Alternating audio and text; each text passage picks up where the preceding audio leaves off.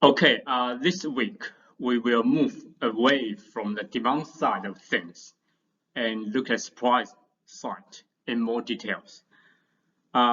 More specifically, we will look at firms production. So here we link inputs. Firms need to use inputs to produce outputs. Okay, so we link inputs to outputs. We call this production function.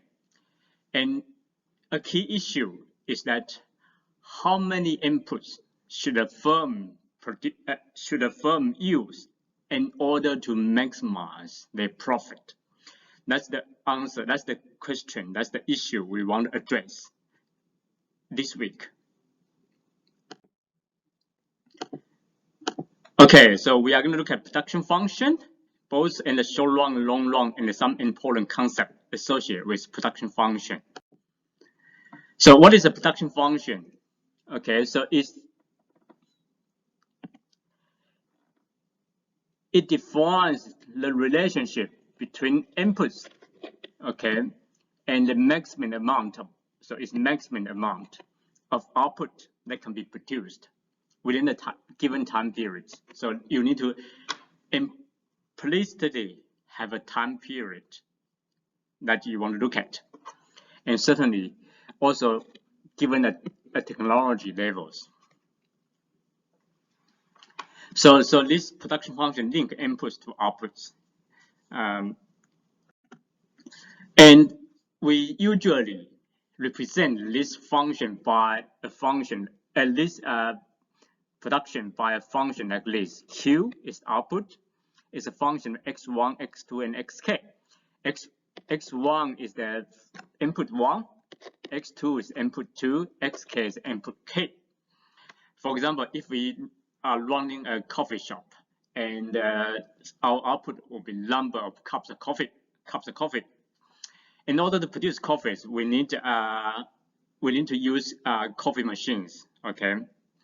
And this we can call this input 1 or coffee machines input 1. We need to have workers to operate the machines. So workers are second input. We need to use coffee beans. Coffee beans are raw materials. That's third input. We need to use milk. We need to use cups, so on and so forth. All these are inputs. So there are many inputs, okay, that a firm might need in order to produce an output. Generally, for simplicity, we actually categorized all these inputs into two categories. One, we are going to call it capital. The other is labor. Okay, so two categories here. Okay, capital. What do we mean by capital? So the feature of capital is usually is fixed in the short run. So in a short period of time, you cannot adjust the level of capital freely. For example, for running a coffee shops, the number of coffee machines that you have in your shop is capital, is fixed in the short run. In contrast, labor, you can adjust freely, adjust it in the short run. For example, like the number of workers, you can decide how many workers or how many worker hours you want to use in a day or in a week. So we have this sort of long run production function. It describes the maximum quantity of goods or service that can be produced by a set of inputs. Another key thing is that assuming the firm is free to adjust all the labor of all inputs. Okay, in the long run, all inputs are variables. You can adjust them freely. In contrast, the short run production function describes the maximum quantity of goods or service that can be produced by a set of inputs. Here, we are going to assume that at least one of the inputs is fixed at some levels. For example, in a week's time, the number of coffee machines that you have in the shop is fixed at 1, and that's a fixed input. Right. Okay. We can represent this production function in a table like this. The horizontal one is the unit of labor employed, and the vertical one is unit of capital employed. And the cells here represents the units of output that can be produced with a particular bundle of K and L. For example, let's say I'm going to use 1 machines, 1 workers. I can produce 4 units output. And if I use 6 machines, 5 workers, I can produce 82 units of output. So a table like this represents the production schedules, the combination of capital and labor that you can produce a certain level of output. So if in the short run, say the coffee machines that I have is fixed at 1 level, so we have this, then the short run production function will correspond to the role here. So with 1 machines, hire 1 workers, I can produce 4 units, 4 cups of coffee, 2, 8, 3, 14, 4, 20, so on and so forth.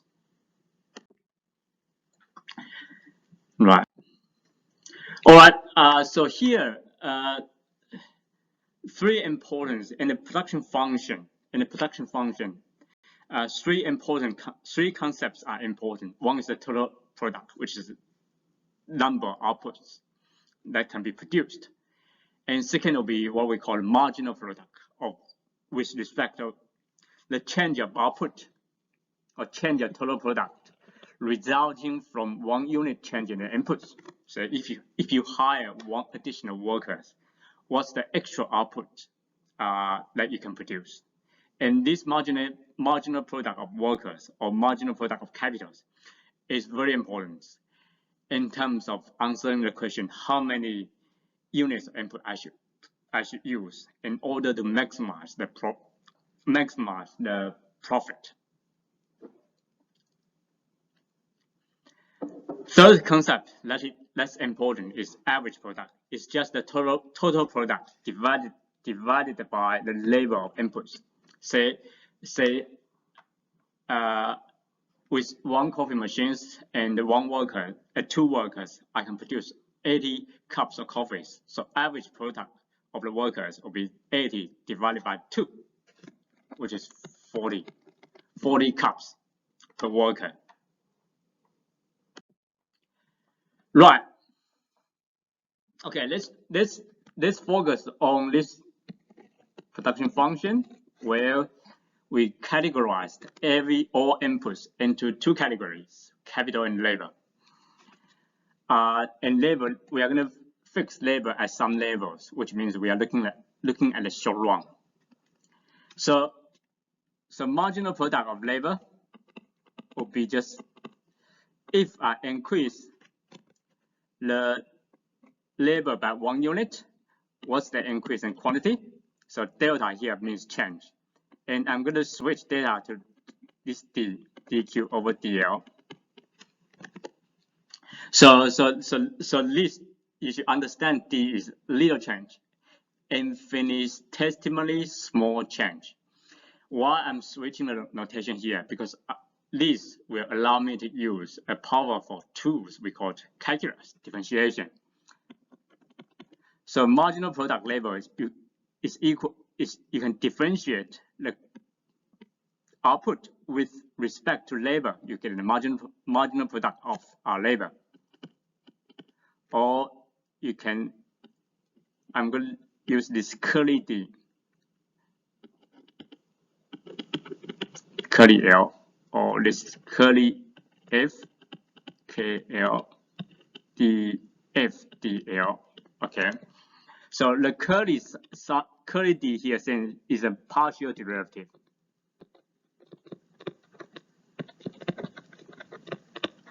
It means that, okay, remember the output depends on K and L. So I want to differentiate output with respect to L and holding K constant. So that's what we mean by partial derivative, okay? Holding capital constants. Okay, the average product is just total product divided by Q. And again, holding the total product Q divided by number of workers, unit of workers, holding capital constants. Let's look at the examples. So this table comes from previous tables where capital is fixed at 2 units. So if given we have 2 machines, let's say 2 coffee machines in the shop, in the coffee shop. So if we hire 0 workers, produce nothing. 1 workers produce 8 units, 2 workers produce 18, 3, 29, 4, 39, so on and so forth. Okay, so this is the total output, total product. Okay, let's calculate marginal product. Okay, starting from 0. If we increase the input by 1, remember we are holding the capital fixed at 2 units, 2 machines. So increase the labor by 1 unit, output increased by 8 units. So marginal product of the first workers, so is 8 divided by 1 is 8. For the second workers, from 1 to 2, change of worker is 1 unit, change of output is 10. So marginal product of the second workers is 10 divided by 1. So is 10. So on and so forth. Okay. So we can calculate the marginal product of workers. We can also calculate the average product. It's just this column divided by this column. And you notice that the first rows, the average product is undefined. We cannot divide anything by a 0. That's not defined. For the second row, so we use 1 workers, produce 8 units. Average product is 8 divided by 1, we get 8. Okay, so now we calculate, starting from the production schedules, we calculate the marginal product and average product. And this draw it on a diagram like this. The horizontal axis is quantity. The horizontal axis is unit of labors. The vertical axis is unit of output. We can plot all the points here, link all these points together. We get this production function. Okay. Similarly, we can plot the marginal product and average product curve. You want to see, so looking at this diagram here, you want to see several features. First feature is that as we add more and more workers, output increase, which means that the marginal product of next workers is positive until this level.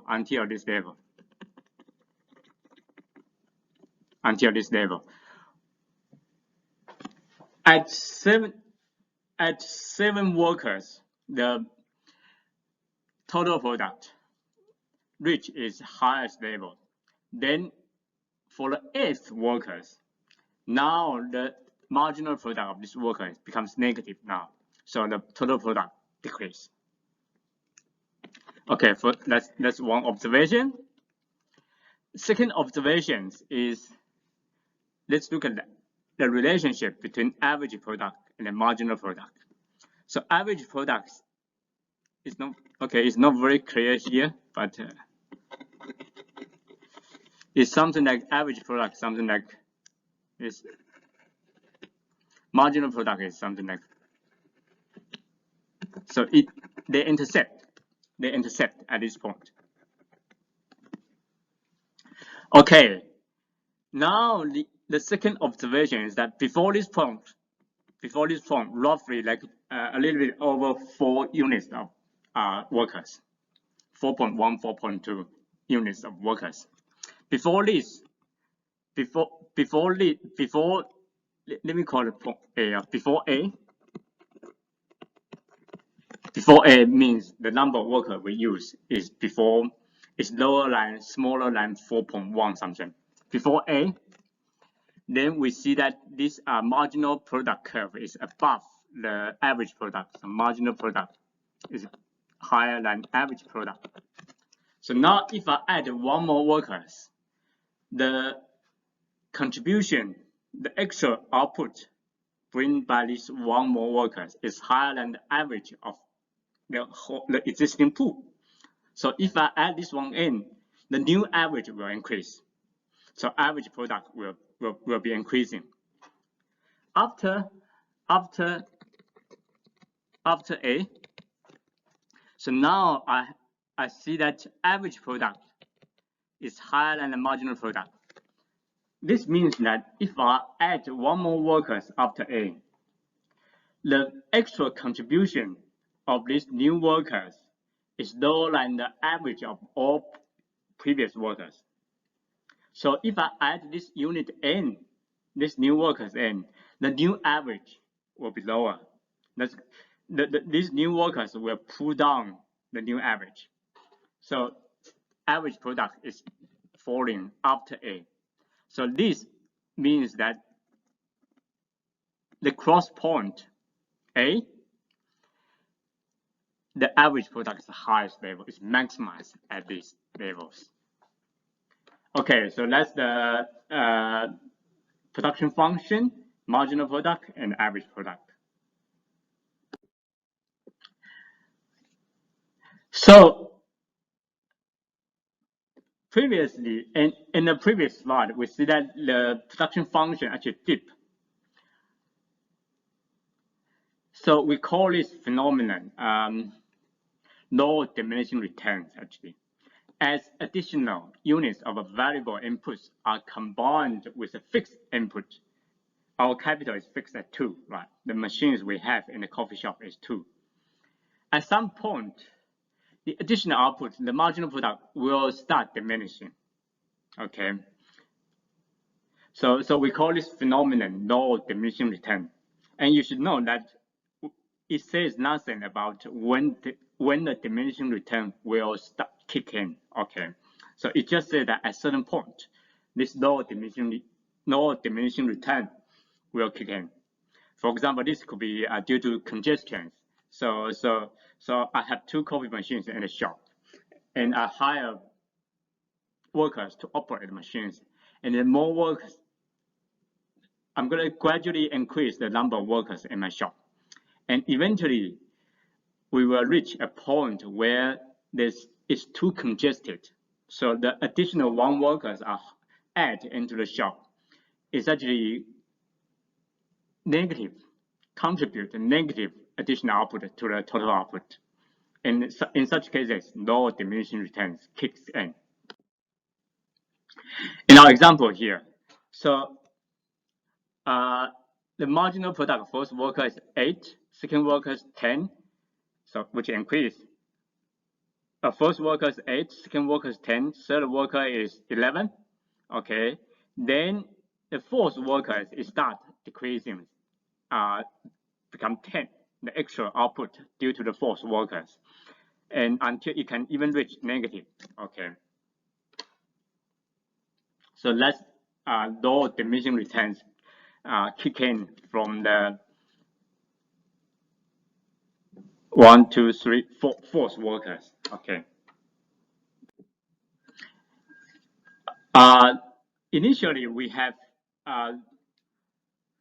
increasing returns. Okay, the marginal product of the workers increase, and this can occur due to teamwork, specialization. Eventually, diminishing returns kicks in, so there's just fewer opportunities for teamwork and specialization, and it can dip to negative. Right. Okay. So now we covered the concept of production function, link the inputs to the outputs, and the marginal product, and the average product, and total product. This important concept. So now we are kind of ready to answer the question that we want to answer, namely, how many workers should I use in my coffee shop, in my firm? Okay, the answer actually depends on how many units of the firms can sell, price of the product, the productivity of the inputs, and the monthly cost of employing the valuable inputs. Okay, let's do it this way. Say let's do a little sort of thinking exercise. Okay, I'm going to think. I'm running a coffee shop.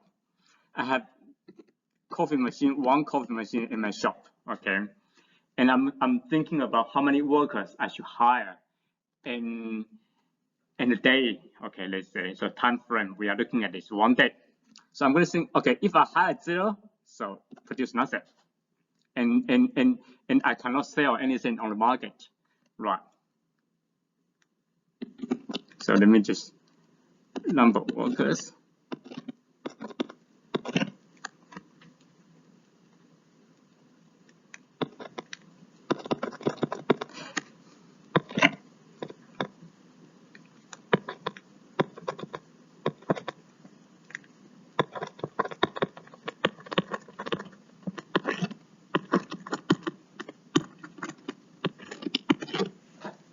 Okay, if I have hired 0 workers, certainly produce nothing. The extra output associated with these workers, well, no worker at all. So extra revenue is 0, 0. Okay, starting from this.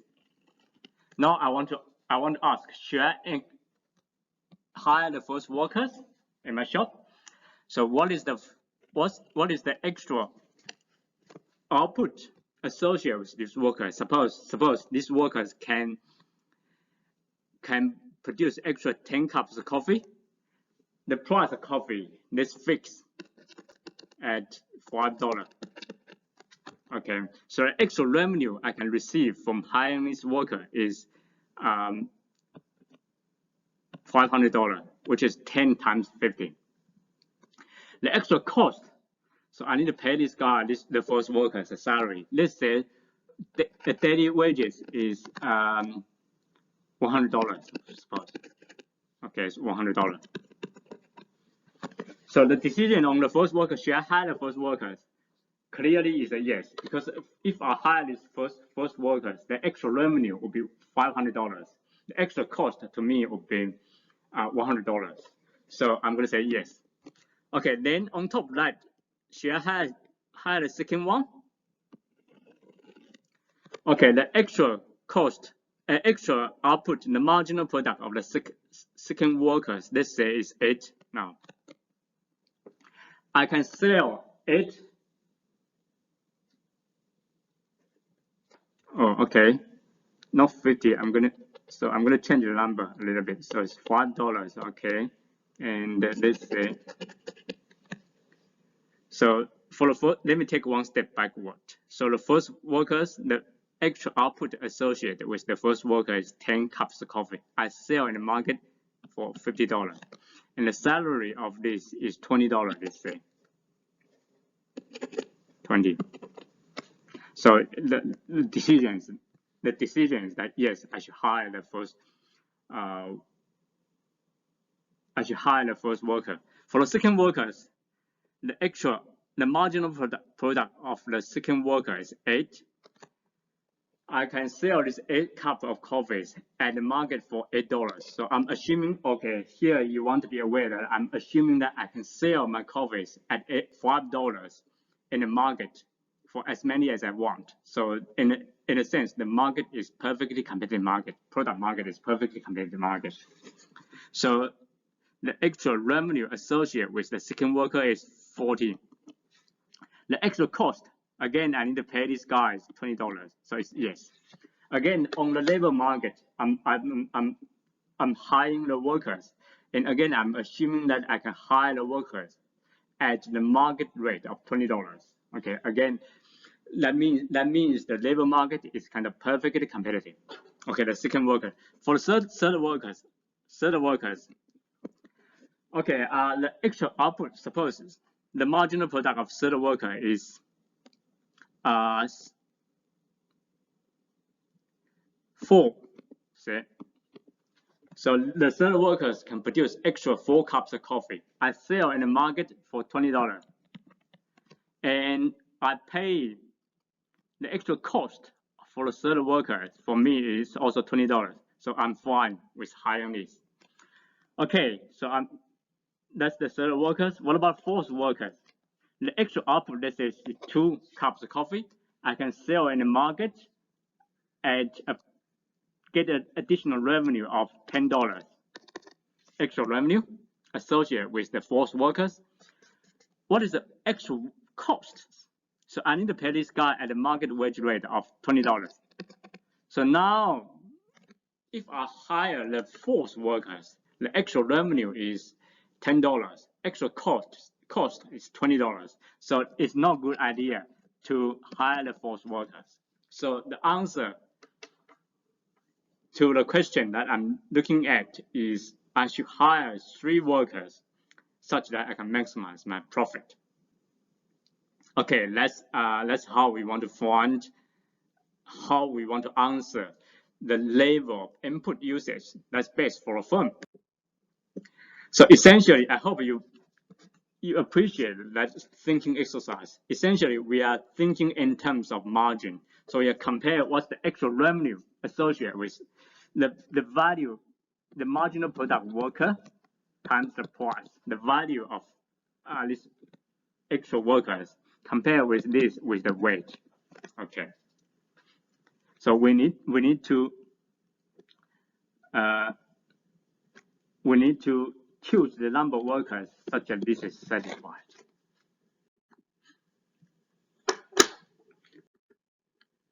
Right. Okay. Let's look at the numerical examples. So in a perfectly competitive market, okay.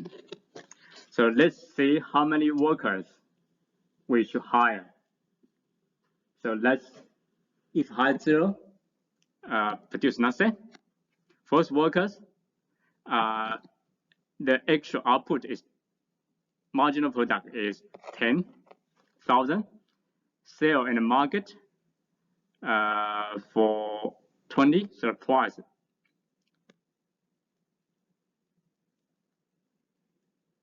is 2. Suppose we can sell it, and we got to pay the workers 10,000. So it's a good idea to hire the first worker. Keep going this until the 6th, where we can see that the marginal product, this equation holds, this kind of rules holds. So value of marginal product or marginal products is equal to W over P. Marginal product is at 6th level is 5,000,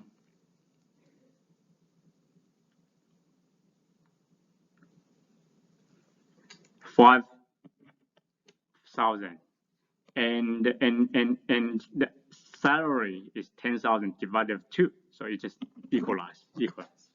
So the optimal number of workers is 6. So here's our rules, okay?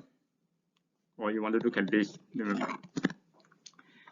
A profit maximizing firms operating in perfectly competitive output and input markets will be using the optimal amount of input at the point at which the monetary value of the input's marginal products equal to the additional cost for input, okay, which is the wage rate, okay. So that's the rules. And if we have more than, say, one input, say k inputs, the rule is equalize the marginal product of each input per dollar value divided by the price. This is the price of, this is the cost, unit cost of input 1, okay, and input 2, input 3, so on and so forth. You equalize. To understand this equation, you think that, okay, you have $1, extra $1 to spend. So if you use this extra $1 to purchase input 1, you can purchase 1 over W1 units, and 1 unit of input 1 contribute extra output of MP1. So this is total extra output associated if you spend $1, one additional dollar on input 1. And intuitively, if we are doing the best, this should be equal to this, and so on and so forth. So that's where this equation comes from. All right, so that's production in the short run. In the long run, I'm going to talk a bit more in the second videos. So here I'm going to just quickly go through it. So as we see that we can represent a long run production function where we can now we can adjust the capitals, both capital levels, by a table like this. Okay, and one concept here is important is that we actually look at what is called return to scale. Here now we want to say, think this way: if I increase my input by 1%, how many percent will the output increase? Okay, so if I increase the inputs by 1%, output increase by exactly 1%. We call this constant return to scale. If output increases by more than 1%, this is increasing return to scale. If output increases by less than 1%, we call this decreasing return to scales. Okay. So that's one concept, returns to scale. And we can actually describe this in graphically like this. So this is increasing returns to scale, constant returns to scale, decreasing return to scale.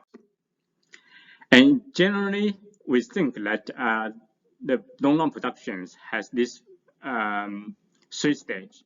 Initially, expect increasing return, then more or less constant return to scale. Eventually, low diminishing returns kicks in, so we have decreasing return to scales. Right, we can, if you are familiar with price elasticity demand or other type of elasticity demand, so we can also similarly measure this by elasticity, percentage change. Input increase by 1%. How many percentage change in the output? Okay.